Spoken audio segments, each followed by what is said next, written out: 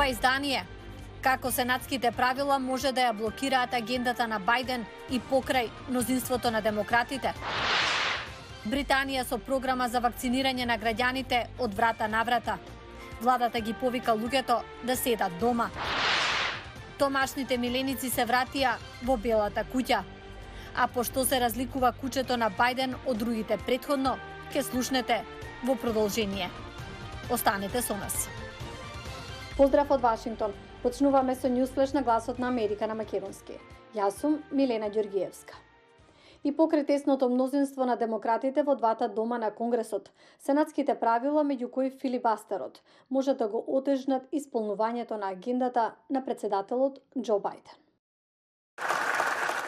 Камала Харис беше само една од 100 сенатори, а сега е подпредседателка која ја надгледува работата на Сенатот, со можност да пресече при гласањето за важни одлуки, откако демократите победија на повторните избори во Џорџија, ставајќи крај на републиканската 6-годишна контрола врз Сенатот. Со мнозинство демократите можат да завршат некои од работите. Тоа значи дека претседателот Бајден може да има администрација, да назначува секретари во кабинетот, да номинира судии и ќе има закони што ќе му бидат усвоени. Но колку закони е знак прашање поради долгогодишните правила во Сенатот. Едно од нив е филибастерот. Тоа е правило воведено да му се дозволи на малцинството сенатори да спречи гласање за одредено прашање преку долга дебата за него. Сенатските правила наложуваат 3/5 или 60 сенатори да гласаат да се прекине дебатата. Тоа значи дека 10 републиканци треба да се согласат со сите 50 демократи во Сенатот, само за да се овозможи гласање, со цел да се донесе поголемиот дел од агендата на Бајден, а која почнува со помошта за ковид од речиси $2 трилиони. За време на кампањата и по неговиот избор тој рече дека верува и може да најде републиканци за соработка. Двајца сенатори, од кои најмногу се очекува дека може да прават компромиси, како Сузан Колинс од Мејн и Мит Ромни од Јута, сега велат дека тука нема итност, зашто веќе обезбедиле $900 милиарди. Да почекаме. Но има правила кои им дозволуваат на Бајден и на демократите да го заобиколат филибастерот. Тоа се нарекува помирување. Процес кој овозможува да се спречи филибастерот доколку се работи за буџетски прашања, како зголемување или кратење на даноците и промена на приоритетите за владините трошоци. За да се донесе закон со помирување, потребно е само просто мнозинство. Но ова може да се направи само еднаш во една фискална година, што ќе изостави дел од клучните цели на претседателот Бајден, како носењето на нов акт за гласачки права и имиграционите реформи. За време на кампањата тој велеше дека знае луѓе со кои би можел да работи. Имаше луѓе од левицата кои го отфрлија ова како наивно и смешно. Мислам дека треба да биде внимателен и реалистичен. Реалистичен за тоа што може да исполни во поделениот Сенат со поглед кон следните избори.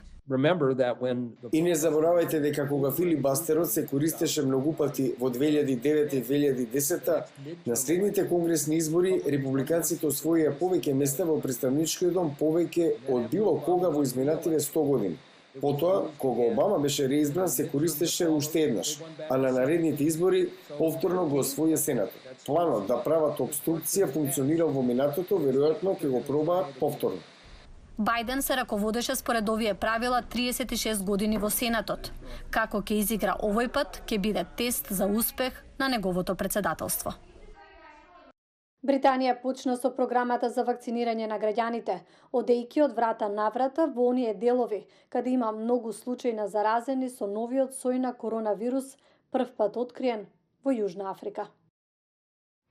Програмите за итно тестирање започнаа минатата недела во 8 дистрикти низ Британија, неколку часа откако научниците потврдија 105 случаи на мутации на коронавирусот, што за прв пат биле забележани во Јужна Африка. 11 од овие случаи немале директна врска со меѓународно патување, што сугерира дека овој вид бил пренесен во рамки на заедницата.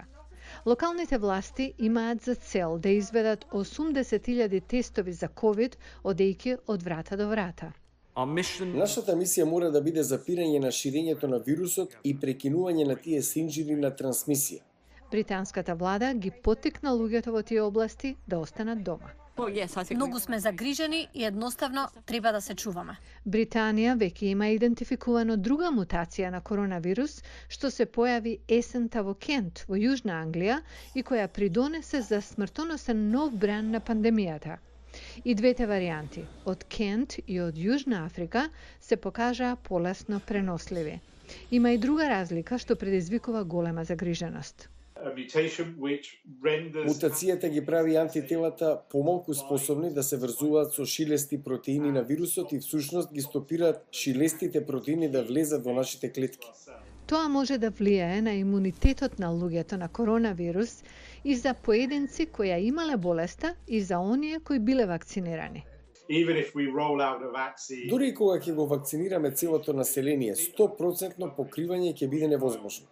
Вирусот ќе биде ставен под селективен притисок да се прилагоди и да избере мутации како оваа, што го прави помалку подложен на вакцини, што влијае на ефикасноста на вакцините.